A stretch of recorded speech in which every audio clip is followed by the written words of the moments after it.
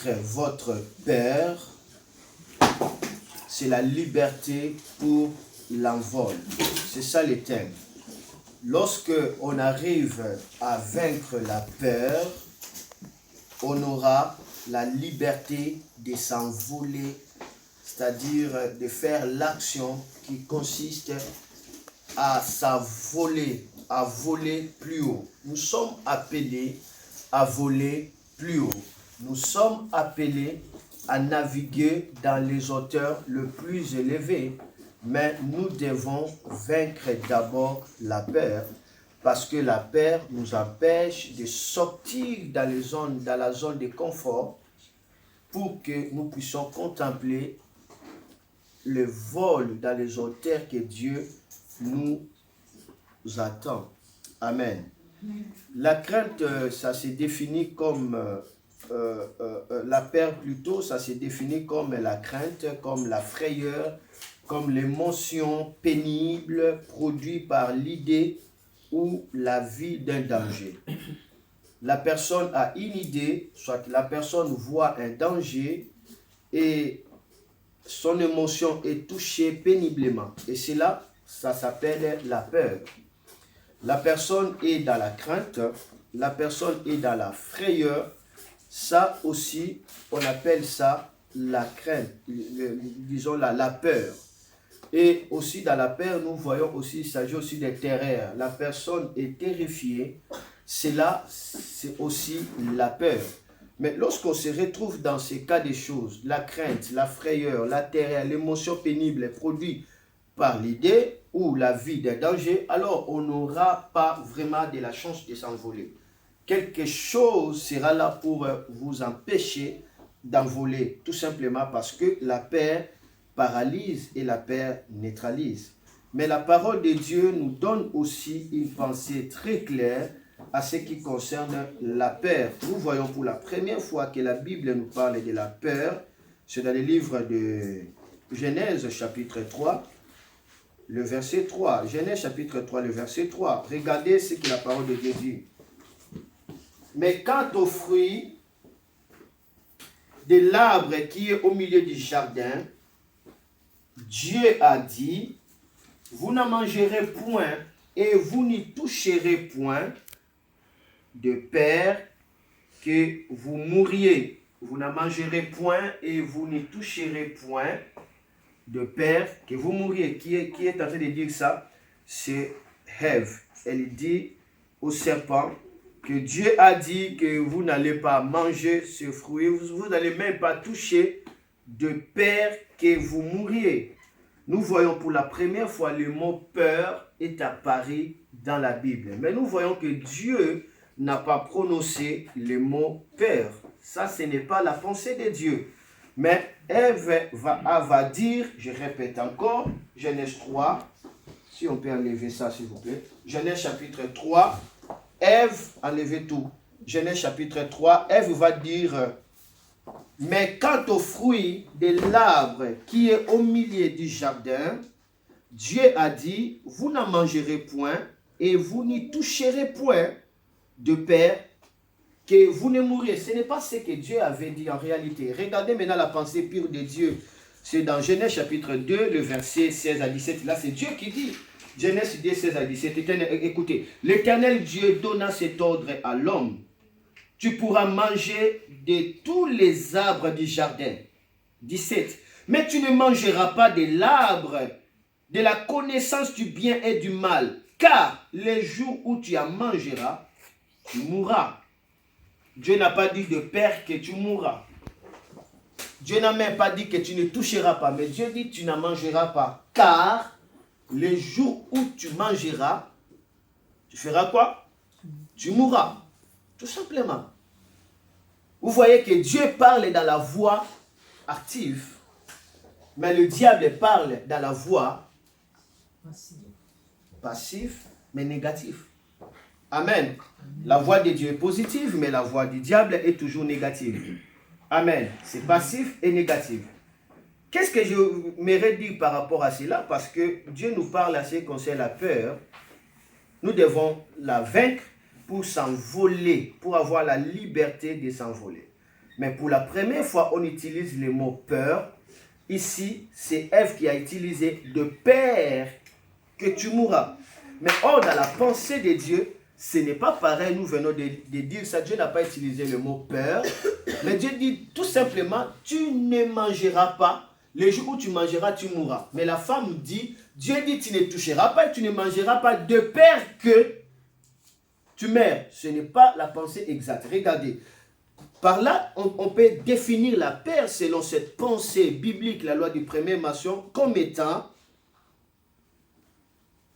Alors, j'aimerais rester ici. Donc ici, nous voyons que la peur apparaît avec une idée fausse, non correcte, un peu du mélange avec la tromperie à la vie des dangers. C'est ça. Je répète. Ici, dans la loi du premier maçon, nous voyons que la peur apparaît pour la première fois dans la Bible avec une idée fausse, non correcte, un peu de mélange avec la tromperie à la vie d'un danger. À cause d'un danger, il y a une idée fausse qui n'est pas vraiment correcte parce que Dieu n'a pas dit tu ne toucheras pas, mais Dieu dit tout simplement le jour où tu mangeras, tu mourras. Mais voici une idée un peu qui n'est pas correcte. Tu ne toucheras pas. Tu ne mangeras pas de peur que tu meurs. Donc, par la peur de mourir, alors ne mange pas. Mais Dieu n'avait pas sémé à l'homme la pensée de la peur de mourir. Dieu a donné simplement un principe, un ordre. Tu ne mangeras pas de cela. Le jour où tu mangeras, tu mourras. Dieu n'a pas incité à l'homme la pensée de la peur de la mort. Mais on voit ici, la peur est apparue, ça vient toujours avec une idée fausse. Une idée de fausseté, qui n'est pas correcte. Mais il y a un peu de mélange là-dessus, parce que Dieu avait dit que tu mourras. Il y a un peu de mélange, mais on peut voir qu'il s'agit aussi de la tromperie. C'est vraiment la tromperie à la vie d'un danger. Donc, qu'est-ce que je veux dire par là? Il faut savoir que la peur a toujours trait avec une idée, une pensée qui réside dans le cœur, soit dans le cerveau. On ne peut jamais avoir la peur si au préalable, il n'y a pas une idée, il n'y a pas une pensée qui réside dans votre cœur, votre esprit, soit dans votre cerveau. Ça, c'est là, la peur ne peut pas y arriver. Retenez ceci. Ce sont souvent des fausses idées qui montent dans nos cœurs, qui produisent plus tard la peur. Et ces idées sont celui d'un danger, soit d'un problème. La personne a une idée, mais face à un danger, face à un problème, face à une crise, face à une situation perplexe, face à une hésitation quelconque, et cette idée-là va produire dans le cœur de l'homme ce qu'on appelle la peur. Vaincre votre peur, c'est la liberté pour que vous puissiez s'envoler. Je vais encore avancer. Voilà pourquoi nous allons voir, la parole de Dieu nous dit clairement, ce sont des idées qu'on développe. Et souvent des idées-là qu'on développe face à un danger, à un problème, qui va engendrer la peur. Regardez Job, chapitre 3, le verset 25. Job, chapitre 3, le verset 25.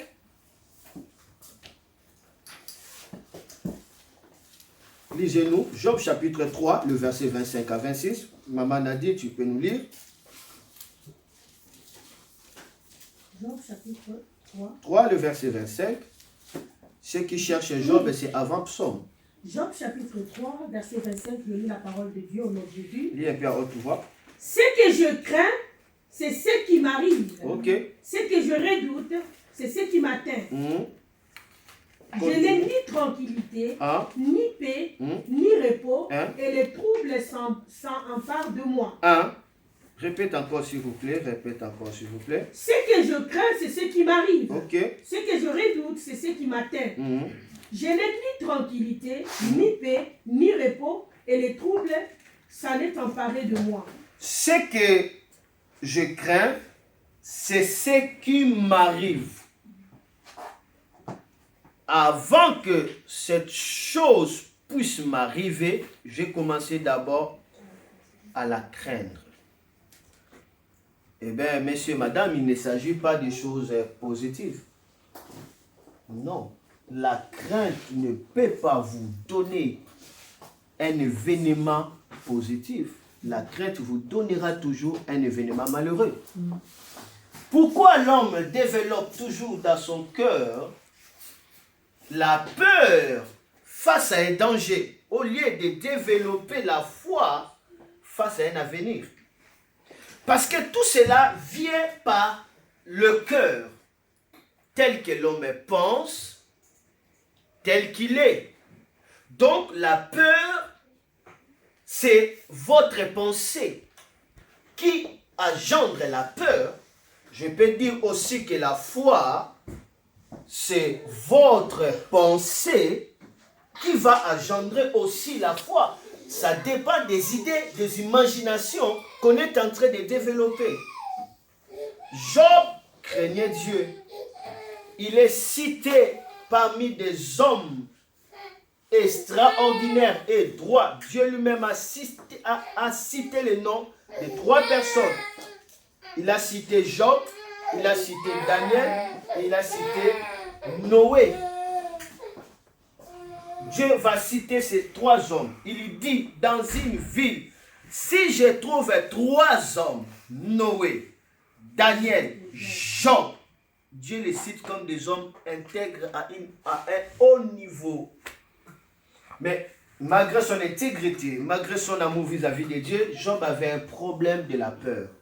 Ça venait d'où? Ça venait par des idées qu'il faisait face à quoi? À un danger. Quel était le danger qu'il sentait? Il sentait quel danger? Eh bien, peut-être mes enfants vont offenser Dieu. Eh bien, peut-être le mal pourrait les arriver. Eh bien, peut-être quelque chose pouvait les abattre. C'est pourquoi la Bible dit, Job n'avait ni tranquillité, ni repos. Et comme conséquence, le mal s'est emparé de lui directement. Donc, vous voyez que la peur fera à ce que vous soyez liés directement. Ce que vous craignez, c'est ce qui va vous arriver. Ce que vous redoutez, c'est ce qui va vous coller directement dans votre corps, dans votre vie. Vaincre votre peur vous permettra de vous envoler plus loin. Nous regardons Genèse chapitre 3, le verset 10. Maintenant ici, on va encore parler la peur pour la deuxième fois. Genèse 3, 10. Je vais lire moi-même. Qu'est-ce que la Bible dit ici? Il y répondit. Bon, commencez le verset 9. Mais l'Éternel Dieu appela l'homme et lui dit, où es-tu? 10. Il lui répondit, j'ai entendu ta voix dans le jardin. J'ai eu peur parce que je suis nu et je me suis caché. La peur apparaît pour la deuxième fois dans la Bible ici. Il a eu peur en sachant que Dieu va lui réprimer pour la perte de ses vêtements de gloire. Il a perdu le vêtement de gloire. Sa femme a perdu le vêtement de gloire. Il est devenu nu. Et maintenant, lorsqu'il entend la voix de Dieu, il commence à avoir peur. Pourquoi? Parce qu'il a dans sa pensée cette idée-là.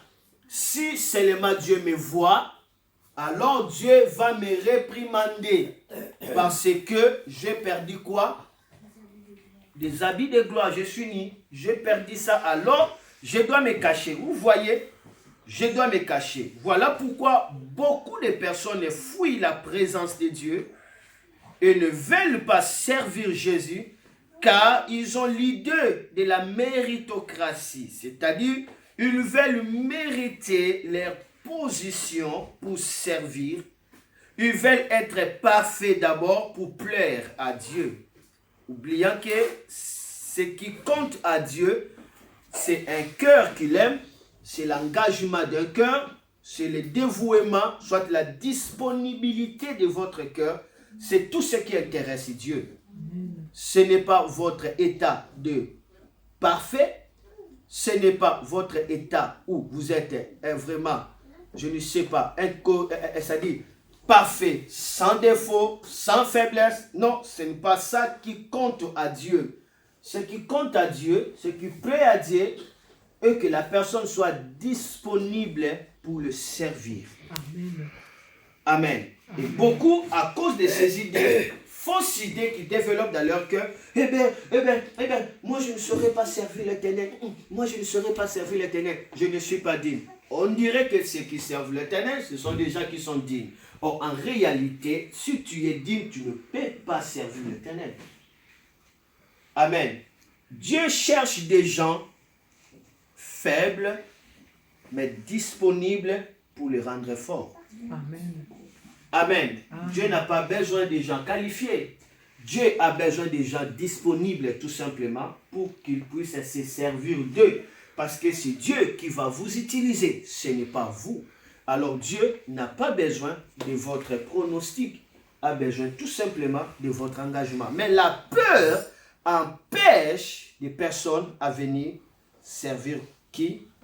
L'Éternel. Amen. Et on va voir l'enfant prodigue a passé des moments très durs jusqu'à ce qu'il a voulu se rassasier de mets, de nourriture, des carouges que mangent les pourceaux. Il a voulu se rassasier de ça, c'est-à-dire il ne trouvait pas de nourriture, il est allé s'engager dans un endroit où on élève le pourceau avec intérêt de faire quoi? Que de manger. Lorsque la personne commence à chercher du travail pour manger, waouh, ça c'est le plus bas degré de la médiocrité. Donc l'homme devient comme un animal. Parce qu'un animal, il vit avec la routine qui consiste à faire quoi? Qu'à manger. L'animal ne changera pas son environnement. L'animal ne pensera pas à développer quoi que ce soit. L'animal, si la chose reste comme ça serait seulement comme ça. Tout ce que l'animal se bat, c'est quoi? Manger. C'est tout.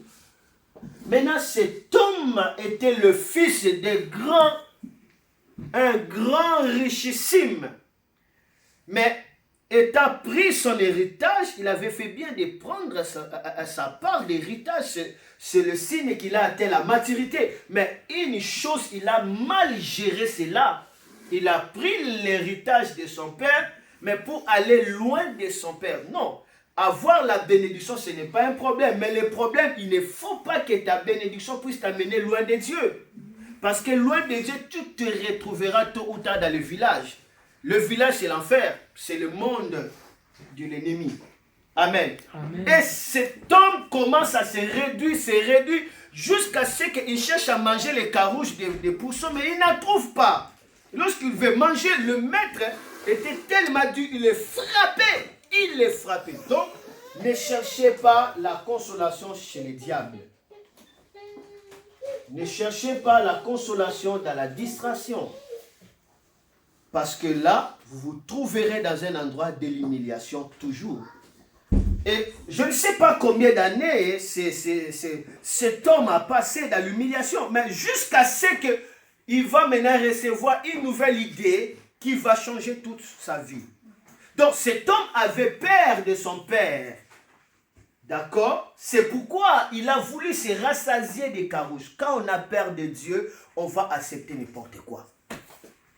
Quand on a des fausses informations sur Dieu, eh bien, on peut accepter n'importe quoi. On peut accepter la pauvreté, on peut accepter la malédiction, on peut accepter au nom de Dieu alors que ce n'est pas Dieu. Quand on a peur de Dieu, on peut penser que je suis maudit parce que j'avais péché.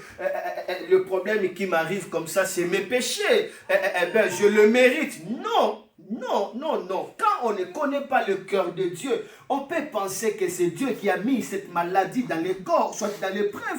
Moi, j'ai lu la Bible et j'ai compris que Dieu ne peut pas mettre la maladie dans les corps d'une personne. De Genèse à l'Apocalypse, j'ai compris que Dieu est la maladie. Dieu est la pauvreté. Dieu est toute souffrance. Dieu ne peut pas. Permettre et mettre, c'est autre chose. Souvent, c'est les démons qui mettent la maladie. Ce sont des sorciers qui mettent la maladie, qui compliquent des vies des gens. La pensée de Dieu est que nous soyons en bonne santé. La pensée de Dieu est que nous prospérons à tout ce que nous sommes en train de faire. La pensée de Dieu a été manifestée dans la vie de Jésus-Christ. Jésus a guéri les malades. Jésus a donné la nourriture aux pauvres, a nourri la population. Jésus a délivré. C'est ça Dieu sur la terre. Dieu veut que tu sois en bonne santé. Amen. Dieu veut que tu réussisses à tout ce que tu es en train de faire. Amen. L'idée là l'a amené trop bas, comme un esclave, jusqu'à ce qu'il dit, oh, combien de mercenaires. Mercenaires veut dire tout simplement les ouvriers journaliers. C'est-à-dire ils travaillent seulement pour le salaire journalier. C'est cela qu'on appelle des mercenaires. C'est-à-dire ils ne sont même pas engagés. Il dit, mais combien de mercenaires dans la maison de mon père, on les traite avec honneur. Ils ont des nourritures en abondance. Et moi, je souffre ici. Wow, j'irai chez mon père. Je lui dirai que j'ai péché contre toi et le ciel. Vous voyez? Lorsqu'il a changé l'idée, il a vaincu la peur. Il pourrait maintenant aller chez son père. Et son père ne l'a même pas condamné. Son père l'a embrassé. Son père l'a donné la nouvelle robe. Son père a fait tuer le veau gras. Son père lui a donné l'anneau. Son père l'a donné les sandales. Son père a organisé la fête. Il a été honoré. Pourquoi? Parce qu'il a vaincu cette peur qui l'empêchait d'aller chez son père. Vous voyez que la peur, c'est une idée, mais qui est fausse par rapport à un danger lointain. On a crainte de danger. C'est comme ça que la peur, ça se développe. On doit connaître le cœur de Dieu. Et l'autre enfant aussi qui apparaît comme étant juste un mauvais gars, plus que même ce voyou qui était parti. Lui aussi un mauvais gars. C'est l'image des chrétiens qui veulent mériter tout. La méritocratie, il était là. Il ne voulait même pas prendre les biens. Lui, il voulait être les saints, les 8 fois saints, les 10 fois saints. Jusqu'à ce qu'il s'est révélé lui-même. Son frère est venu, au lieu qu'il soit dans la joie, non, il était dans la colère. Père, je suis avec toi, je t'ai servi toute ma vie. Tu ne m'as pas donné, et tu m'as pas donné même la brebis pour organiser la fête avec mes amis. Mais toi, tu étais avec moi, tu ne savais pas que tout cela c'est à toi. Ton frère était mort. Il revient à la vie, tu ne peux pas fêter. Il y a aussi des croyants pareils comme ça. Il ne supportait pas qu'on puisse relever celui qui est abattu. Il ne supportait pas qu'on puisse pardonner celui qui est dans la culpabilité. Il ne supportait pas qu'on puisse élever la personne qu'on voit comme un pécheur. Ça, c'est la fausse pensée. Donc cet homme avait peur. Cette peur le poussait à beaucoup travailler pour que son père puisse l'aimer. Or, ce n'était pas ça. C'était justement de comprendre le cœur du père pour lui. Il ne connaissait pas le cœur du père pour lui. Et aussi, il est aussi hypocrite. Parce que lorsque le père partageait les biens, la Bible dit, le père les appela le deux et le distribua l'héritage. Ce n'était pas seulement le petit frère, lui aussi avait reçu l'héritage. Lisez la Bible, tu verras. Tout le monde avait sa part, mais l'autre a mal géré. L'autre était à côté de son père. Mais une chose, lui, il voulait la méritocratie. Il voulait mériter, alors la porte était résistée pour lui. Ceux qui veulent mériter devant Dieu, on va les résister. Mais ceux qui veulent venir à Dieu en attendant la grâce de Dieu, Dieu va le promouvoir. La grâce nous accorde la promotion. Mais le mérite devant Dieu nous rabaisse toujours. Ne servez pas Dieu à chercher à être dans le mérite. Mais sert Dieu tout simplement, c'est confier à sa grâce. Amen. Est-ce que j'ai parlé? Amen. Amen. Amen. Alléluia. Amen. Alléluia encore. Amen. Ceci est important. Nous voyons même dans Genèse chapitre 18, verset 15, la Bible dit, Sarah mentit en disant, je n'ai pas ri, car elle eut peur. C'est pourquoi elle a menti. Mais Dieu lui dit, au contraire, tu as ri. Qu'est-ce qui a poussé Sarah à mentir que je n'ai pas ri? La Bible dit, car elle eut peur. Vous voyez, la peur accompagne toujours les mensonges. La peur a souvent été le résultat du mensonge. Le mensonge cause la peur, mais la vérité libère. C'est pourquoi la Bible dit, vous connaîtrez la vérité et la vérité vous rendra libre. Saluez la gloire de Dieu de partout où vous êtes. Saluez la gloire de Dieu. Amen. Saluez la gloire de Dieu. Amen. Saluez encore la gloire de Dieu. Amen. La peur a souvent été le résultat du mensonge. Mais la vérité nous libère toujours. On a besoin de recevoir la vérité de Dieu pour être libéré, être libre de la peur, envie de s'envoler dans la gloire de Dieu. Alléluia. Le diable utilise la peur pour paralyser les vies de plusieurs personnes. C'est l'arme que le diable utilise. Et beaucoup de gens sont dans la prison. Beaucoup de gens ne veulent pas sortir de leur zone de confort, tout simplement parce qu'ils ont peur. La peur, c'est l'instrument que le diable utilise. Lorsque vous êtes vaincu par la peur, vous rendez le royaume de Dieu inefficace. Rien ne peut sortir là où il y a la peur. Mais retiens une chose, la peur, on ne peut pas l'inviter. La peur viendra. Mais tu dois décider d'avancer malgré la peur. Ne te laisse pas vaincre par la peur. Mais toi, vains la peur pour prendre l'envol. Si vous avez toujours peur, vous n'allez pas prêcher, vous n'allez pas évangéliser, vous n'allez pas gagner les âmes, vous n'allez pas faire votre entreprise, vous n'allez pas faire votre pas. La peur, non, l'enfant qui a peur, comment est-ce qu'il va marcher?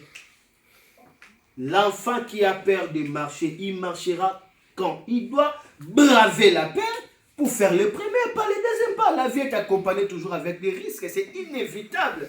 Mais une chose, ne te laisse pas sous la peur. Et le diable incite aussi certaines peurs qui n'est pas naturelle, mais qui est démoniaque tout simplement.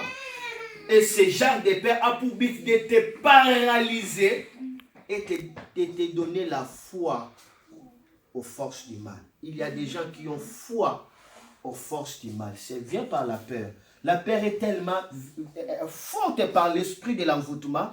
La personne commence à croire à sa condamnation. Tu peux lui prêcher, elle n'écoutera pas tant que cette idée-là n'est pas encore quitté son cœur. Elle croit qu'elle est maudite. On ne peut rien faire pour nous. Amen. Amen. J'avais prié pour une dame, je crois, ça fait 2 semaines, à Martinique. Elle m'a appelé.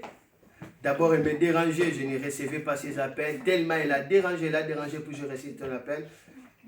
Eh bien, madame, pasteur, vraiment, j'ai un problème, j'ai des soucis, je n'arrive pas à dormir. Je n'arrive pas à dormir, ça fait 3 mois, je n'arrive pas à dormir. Tout ça, j'ai des tensions, j'ai des choses par-ci, par-là. Je n'arrive pas à dormir. Elle souffrait tellement. Et je dis, qu'est-ce que tu veux? Oh non, non, non, je veux vraiment que tu pries pour moi pour que je puisse m'endormir. Après, dès que je me suis mis dans la concentration, le Seigneur m'a montré la vision. Et dans cette vision, j'ai vu une femme avec la grossesse. J'ai vu seulement une femme avec la grossesse. J'ai dit, eh bien, maman, j'ai vu, parce qu'elle a, je crois, 65 ans comme ça. J'ai dit, j'ai vu une femme avec la grossesse. Ah, est-ce que tu peux te rappeler de la grossesse? Tu as quelqu'un qui a la grossesse ou quoi? Quelque chose est lié avec la grossesse par rapport à ton histoire. Eh bien, je ne connais personne qui a la grossesse, et ni même mes amis, ni même moi-même. Oh là là. Moi, j'ai dit, mais moi, Dieu ne me trompe pas. Lorsque Dieu me montre, il me montre. Donc, il y a quelque chose par rapport à la grossesse. Tu es marié?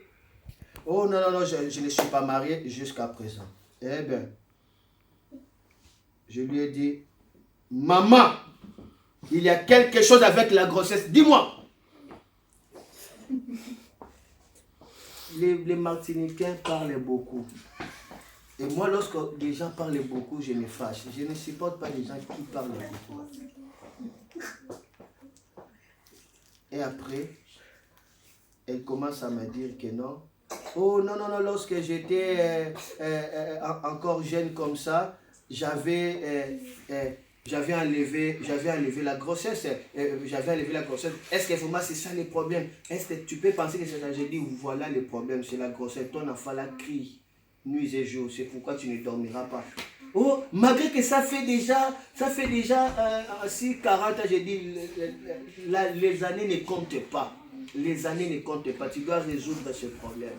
Pour résoudre ces problèmes, tu dois prier maintenant avec moi. Je lui ai amené à demander pardon, à demander la grâce de Dieu. Et après, c'est tout. J'ai dit, maintenant, tu as la paix, c'est tout.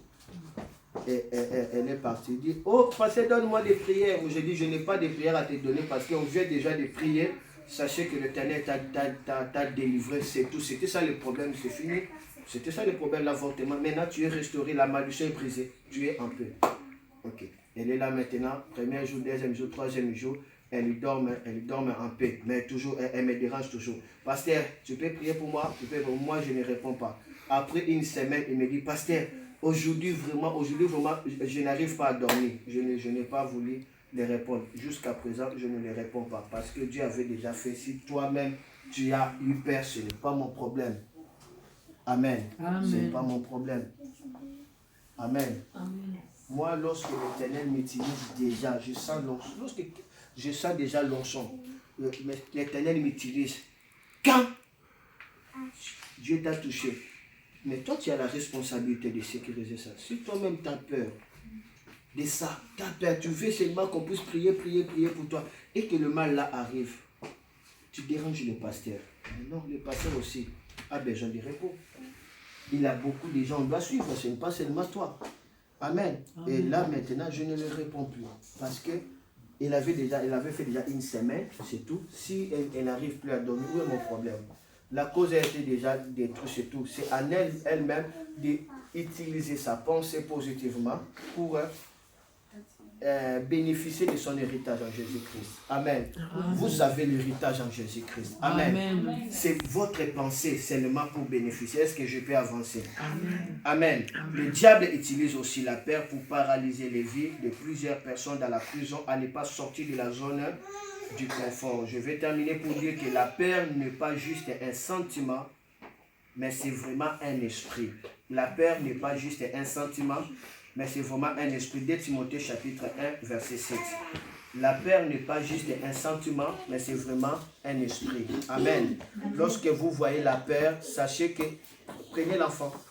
Lorsque vous voyez la peur, sachez que ce n'est pas un sentiment, c'est un esprit. Amen. Amen.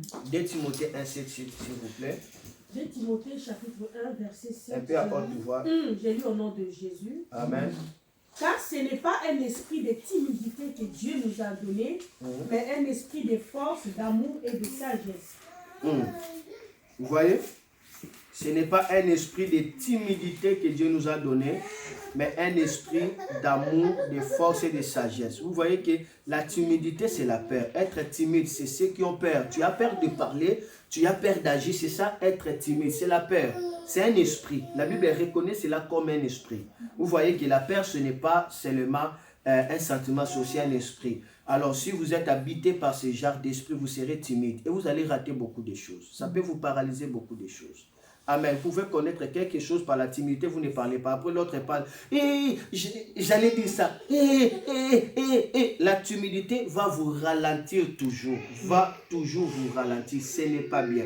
L'esprit de la timidité empêche d'expérimenter l'avancement surnaturel dans votre vie. Dieu ne vous a pas donné cet esprit-là. Il vous a donné quel esprit? L'esprit de force. Il y a l'esprit de force. Quel esprit? D'amour. Il y a l'esprit d'amour. Quel esprit? Sagesse. Il y a l'esprit de sagesse. Donc, lorsque vous êtes habité par l'esprit de force, vous irez plus loin. Lorsque vous êtes habité par l'esprit d'amour, vous irez plus loin. Lorsque vous êtes habité par l'esprit de la sagesse, vous irez plus loin. Donc, il faut prier, Seigneur Jésus, délivre-moi de l'esprit de la peur, remplis-moi de l'esprit d'amour, parce que l'amour bannit la peur. Là où il y a l'amour dans le cœur, la peur se dissimule directement. Ça se trouve dans 1 Jean chapitre 4 verset 18. La Bible dit, quand l'amour est parfait, la crainte, la peur part directement. Amen. Je reviendrai par là plus tard. Retiens aussi que sans la peur, vous serez libre. Et aussi, Ce que vous avez peur vous arrivera toujours. Ce que vous avez peur vous arrivera toujours. Job chapitre 3, je dois lire ça. Maman a dit, prépare Proverbe 29, 25. Je lis Job chapitre 3, le verset 25. Retiens, ce que vous avez peur vous arrivera toujours. Job 3, 25. Job 3, 25. Merci Saint-Esprit. Ce que je crains, c'est ce qui m'arrive. Ce que je redoute, c'est ce qui m'atteint. Redouter, c'est aussi la peur. C'est la timidité. Ce que vous avez peur vous arrivera. Ce que je crains, c'est ce qui m'arrive. Vous avez peur de quoi? Vous avez peur de quoi? Voilà pourquoi le diable remplit le cœur de beaucoup de gens par des paroles de la peur. Il y a des voix de la peur qui crient. Lorsque ces voix-là crient, ça va vous paralyser jusqu'à ce que vous allez vaincre ces voix-là. Ça va crier. Hein? Échec, échec, échec, échec. Tu pries comme ça. Non, non, non, non, non, non. Tu entends la voix. Et cette voix t'enlève la concentration. Comment est-ce que tu vas avancer? Pourquoi? La Bible dit, ce que je crains, c'est ce qui m'arrive. Qu'est-ce qui a donné à Satan le droit légal de participer jusqu'à la réunion de Dieu et d'accuser Job? Quoi? Mais c'était la peur de Job qui a poussé à Satan de l'accuser, de le réclamer. Amen. De le réclamer. Attention, avec la peur, il y a la voix dans la peur. La peur peut crier à toi la voix de la honte. Lorsque Goliath s'est levé comme ça, il dit, qui peut me battre?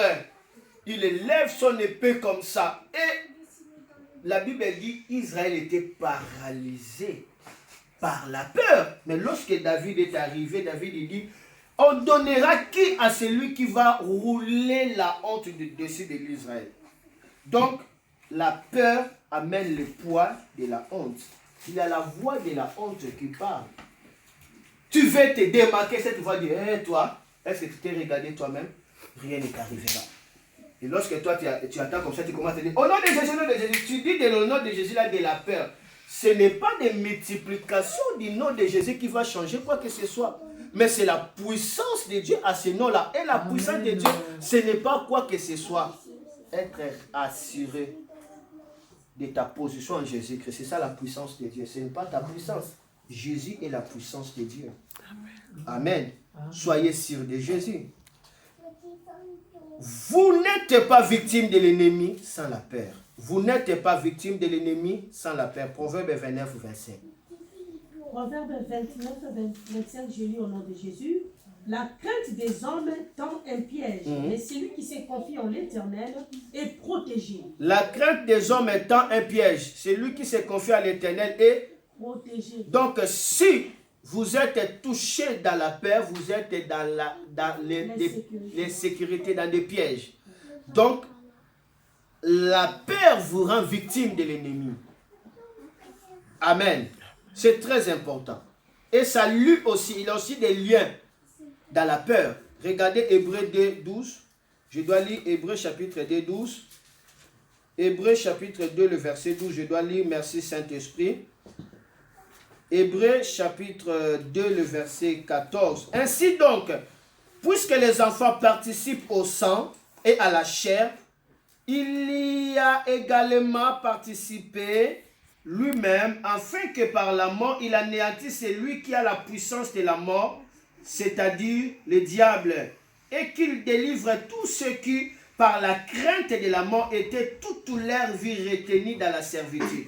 Tous ceux qui, par la crainte de quoi?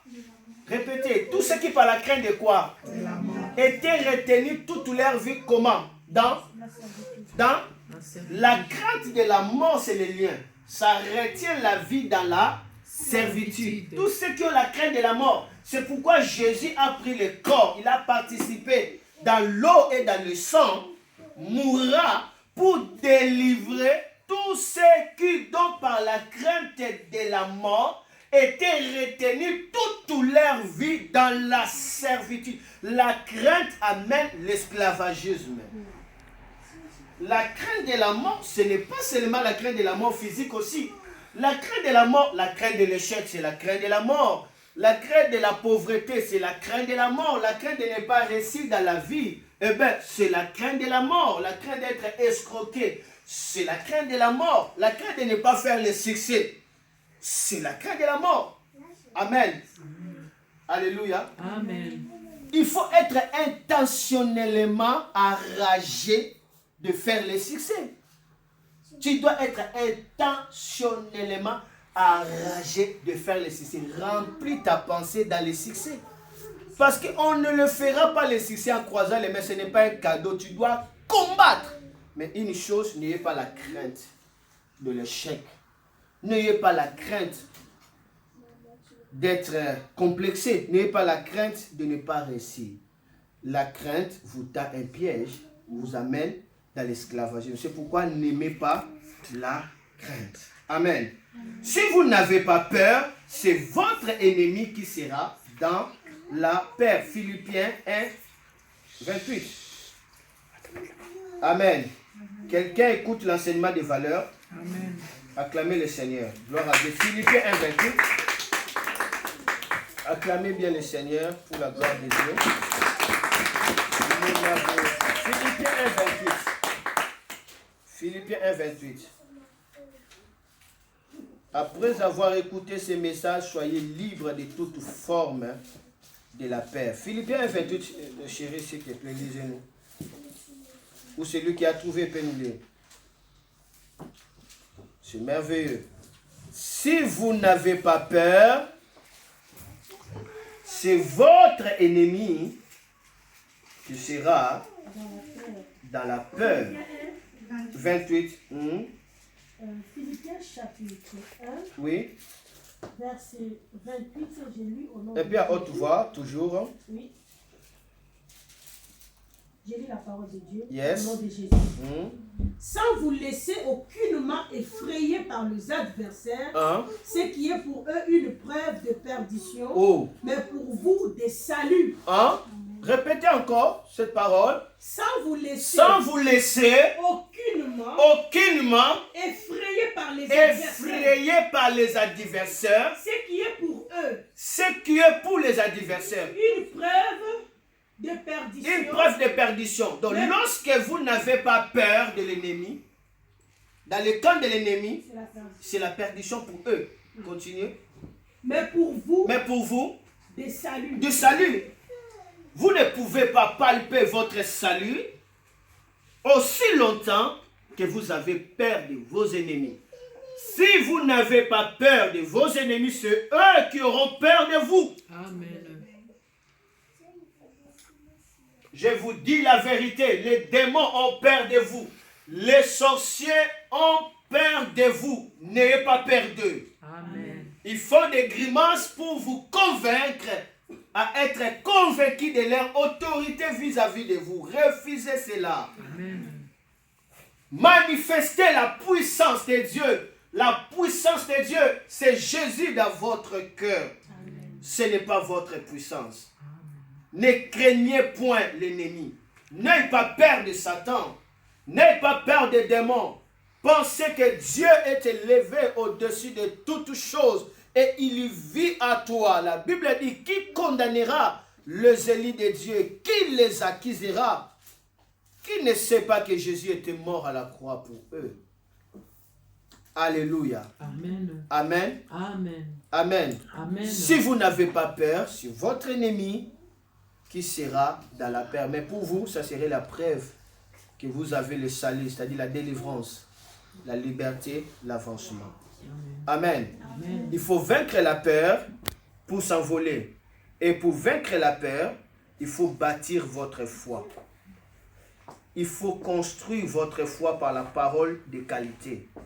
Comment tu peux bâtir ta foi? Il faut assister aux réunions de culte. En écoutant des paroles comme ça, ta foi est en train d'être construite. On travaille là-dessus sur la foi. Amen. On les bâtit. Selon Éphésiens, chapitre 6, nous parle de construire la foi. Amen. Il faut aussi écouter la bonne parole. Prendre des temps de qualité en lisant la parole de Dieu, la Bible. Ça vous permettra de bâtir la foi. Détendez-vous de temps en temps dans la louange extérieure et la louange intérieure. Chantez à haute voix pour que tes oreilles entendent de cela et que ça entre dans votre cœur. Chantez dans votre cœur pour que votre cœur le rétorque dans votre extérieur. C'est important.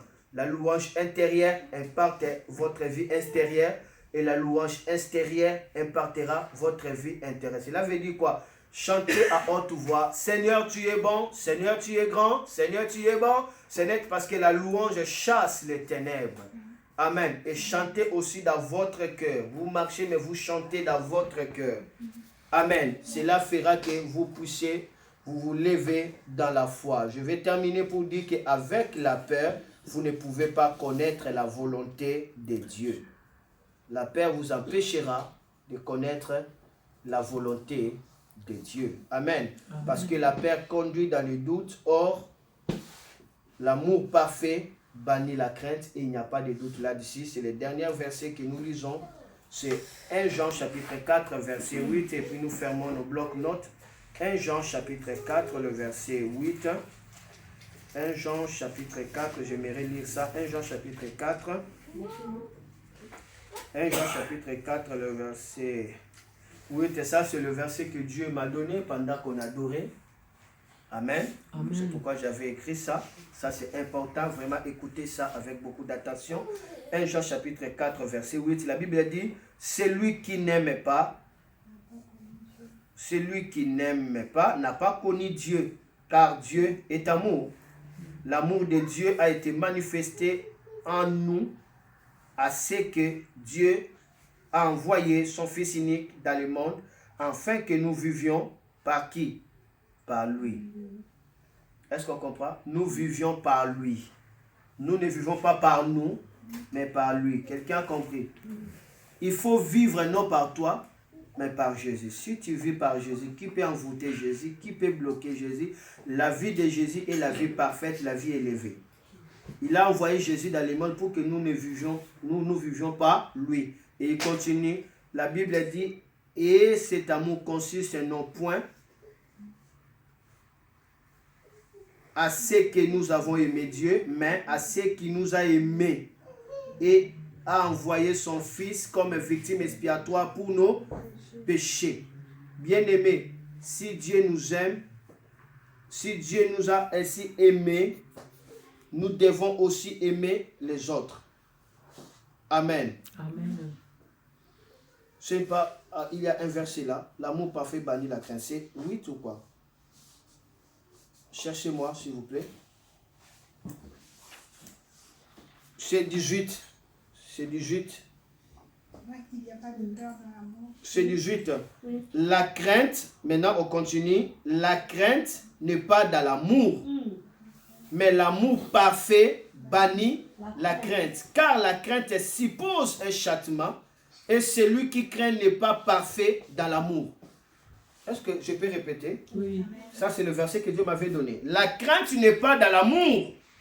Mais l'amour parfait bannit quoi? La crainte, c'est-à-dire la peur. Car la crainte suppose quoi? Un châtiment. Quand on a la crainte, on suppose, c'est-à-dire on attend un châtiment.